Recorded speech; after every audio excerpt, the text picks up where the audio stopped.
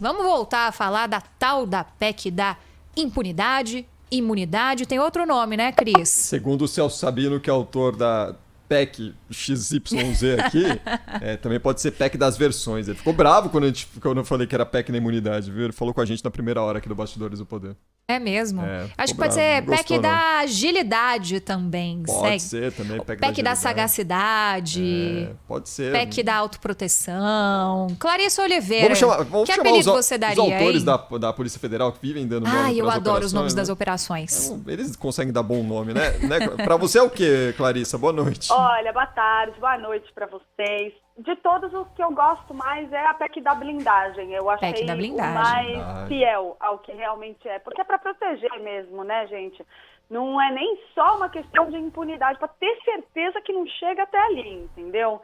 Então, assim, vai tentar prender, a gente vai dar um jeito. Olha, e aí mesmo quando você prendeu o deputado, ele vai esperar sentado, quem sabe, no apartamento funcional dele tomando um café, porque afinal de contas o apartamento funcional é dependência da Câmara, né? Pelo menos fica essa sob impressão. Custódia na própria casa dele, né? Quando o cara é preso em flagrante, ele vai preso. E depois de preso, ele também não responde pelo crime, porque dependendo do crime, ele só pode responder no Conselho de Ética. Aliás, que a gente sabe como funciona, né, Clarissa? A pessoa é presa em flagrante, cometendo um crime, mas ela não só não é presa e também não responde pelo crime, né? Em resumo, é isso, né, que a gente está discutindo hoje lá no Congresso Nacional. Aliás, o Celso Sabino falou que essa questão de verificar onde o deputado que vier a ser, enfim, detido, preso, enfim, o nome que queira dar também, isso não é uma questão importante, não precisa ser definido agora não tem pressa para definir isso. Então vamos deixar na Polícia Federal, gente. Não precisa mexer nisso. Exatamente. O melhor, vamos mandar para um presídio padrão, para onde vai o cidadão comum, já que não tem importância. Né? Vamos tirar o foro privilegiado de todo mundo, né? Vamos todo mundo ser igual? Que tal, hein? Imagina só. Era uma boa. Era uma boa, né? Agora, Clarissa, a gente sabe que as reações são muitas, né? Ontem tivemos uma primeira votação ali, que na prática deu início, né, à tramitação dessa PEC. E hoje também o termômetro está dizendo que a PEC está ali sendo debatida pelos parlamentares. Tem resistência, sobretudo porque a reação da sociedade civil não foi das melhores e a gente está aqui contando o porquê, né? E tem reação também do próprio judiciário, já foi acionado também, né, em relação a essa PEC.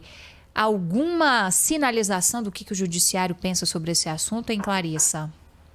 Olha, gente, conversando com alguns ministros do Supremo, a gente não precisa dar mais de um telefonema para perceber que há uma reação fortíssima a essa PEC lá, o que era natural, era de se esperar, uma vez que essa proposta surgiu em resposta ao movimento do Supremo Tribunal Federal, que resultou na prisão do deputado Daniel Silveira.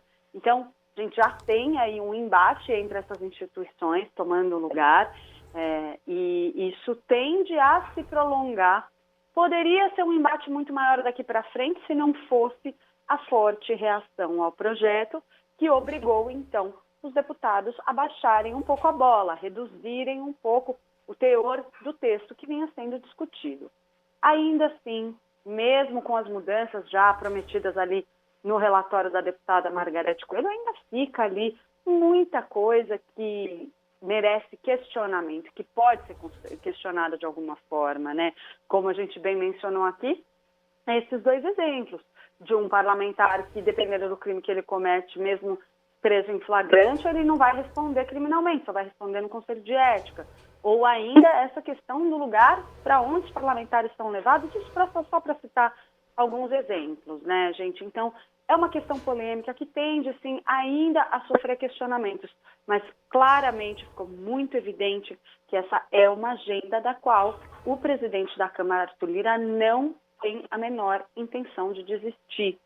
Eu imagino que vocês tenham acompanhado o pronunciamento dele hoje pela manhã e me chamou muito a atenção a desenvoltura com a qual ele dizia que nada mais estava acontecendo a não ser uma grande distorção promovida pela imprensa. A sensação que dava para quem acompanhava aquela entrevista era que nós, jornalistas horríveis, estávamos imprimindo na Câmara dos Deputados uma história mentirosa de um autoprotecionismo ali que não existia e que o único objetivo era proteger a democracia e ter certeza que um deputado, ao manifestar a sua opinião, não vai ser perseguido pelo crime organizado.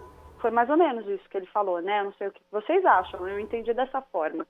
Enfim, seja como for, graças à reação, à resposta que teve, à ação da imprensa, à resposta da sociedade civil, a gente vê pelo menos um movimento de recuo por parte do parlamento, que teve aí que, como eu disse, baixar um pouco a bola para não passar tão feio diante do movimento que estava sendo feito. Agora, interessa ao Arthur Lira e a um monte de gente, né, Clarissa? O Celso Sabino está apostando aí num placar de 350 votos a favor da PEC, que tem um fôlego ali em relação ao mínimo necessário de 308. Deve ficar mais ou menos por aí, né? Não tenho a menor dúvida de que vai passar. Vai passar num patamar em que os parlamentares concordaram que era razoável passar esse recibo para a população brasileira, porque, afinal de contas, existe aí sim um movimento de autoproteção. O que a gente sabe, lembrando as conversas de bastidores que ocorreram desde a prisão de Daniel Silveira, por exemplo, muitos parlamentares disseram, olha, em reservado, a gente foi colocado numa sinuca de bico aqui pelo Supremo Tribunal Federal, porque agora pega muito mal com um cara fazendo o que ele fez, o Congresso não referendar a prisão, a Câmara dos Deputados não confirmar a prisão. Só que se a gente confirma a prisão, a gente está validando o movimento do Supremo Tribunal Federal, que pode sim respingar em muita gente dentro da Câmara dos Deputados. Então, Arthur Lira convenceu os pares a confirmarem a prisão. Lembrando, no começo ele próprio não queria confirmar a prisão, ele queria converter a punição de Daniel Silveira em algo mais brando, uma suspensão, outro tipo de medida cautelar, seja o que fosse, e não conseguiu, também por pressão interna. E, uma vez decidido que haveria essa confirmação da prisão no plenário da Câmara, então ele passou a articular essa promessa de uma mudança na legislação para proteger outros parlamentares de movimentos semelhantes. Agora, Clarissa, muitas dúvidas sobre o texto, né? Mais cedo saiu também a notícia, né, de que a própria relatora retirou um ponto ali que, de certa forma, modificava interpretações da lei da ficha limpa. E muitas dúvidas também quando a gente traz à tona os casos que, querendo ou não, são pano de fundo dessa situação, né?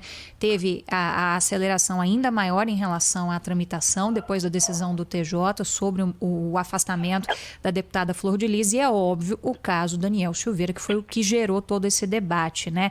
A deputada Margarete Coelho, que é a relatora desse texto, ela nega que haveria ali uma interferência em relação ao caso Daniel Silveira, no sentido de blindá-lo também se essa PEC, por exemplo, se esse texto já estivesse valendo, né? Porque, segundo ela, tem a possibilidade de prisão preventiva de parlamentar. O que você apurou sobre isso, hein, Clarissa? Olha, Bel, quando eu conversei com vários líderes a esse respeito, tem uma coisa que eu senti com muita clareza. Não havia nenhuma vontade entre nenhuma das pessoas com as quais eu conversei de proteger Daniel Silveira. O máximo que a gente pôde observar foram aqueles bolsonaristas mais raiz, digamos assim, insistindo em associar isso ao discurso da liberdade de expressão. Porque eles, sim, têm algum sentimento de corpo ali em relação a Daniel Silveira, mas é uma proporção muito pequena da Câmara dos Deputados. No geral, o objetivo majoritário ali era vamos resolver logo esse problema, porque esse cara criou um problema enorme para a Câmara dos Deputados e que ele não deveria ter criado. Essa é a avaliação muito clara da maioria dos líderes com os quais eu conversei. Então a gente percebe que o movimento não é tanto para proteger Daniel Silveira, mas é sim para evitar que outros que, como ele, decidam fazer o mesmo, não fiquem sujeitos a essa pena. Porque há uma avaliação de que Daniel Silveira era exagerado, forçou a mão nesse discurso, mas quem faz isso de maneira um pouco mais comedida acaba tendo ainda um lugarzinho aí dentro desse corporativismo da Câmara dos Deputados.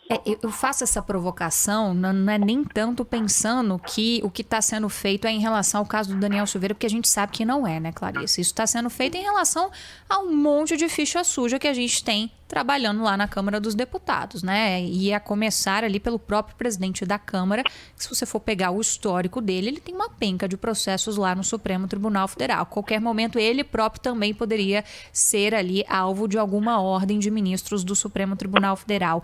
Mas é porque ficam essas dúvidas, até mesmo jurídicas ali, sobre o mérito do texto, né? Sobre o que poderia gerar, por exemplo, de repercussões em casos como o do deputado Daniel Silveira. Olha, me parece que existe sim uma nuvem ali muito clara no texto que permitiria sim algum tipo de retroação que liberasse Daniel Silveira. Existem muitas partes nesse projeto que estão nebulosas, que deixam a coisa um pouco no ar. E toda vez que existe um texto feito dessa forma, uma legislação feita dessa forma, ela não é feita assim por acaso. Ela é feita com o objetivo claro de deixar uma brecha. E quando ela é aprovada assim a toque de caixa, com muita rapidez, muita agilidade, é justamente para evitar que as pessoas enxerguem no detalhe e encontrem essas brechas com facilidade.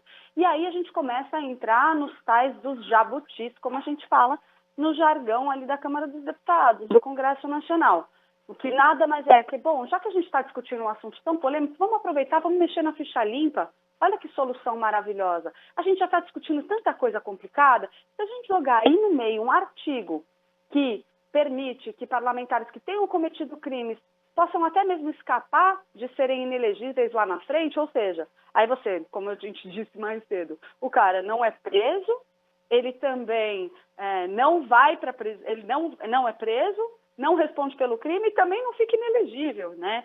Então, se dá para fazer isso, por que não tentar? Vamos ver se passa. É o que a gente mais vê acontecer no Congresso. A vantagem muito grande de as comissões estarem fechadas por conta da pandemia do coronavírus cria uma vantagem enorme para o grupo que quer ver essas mudanças avançarem na legislação.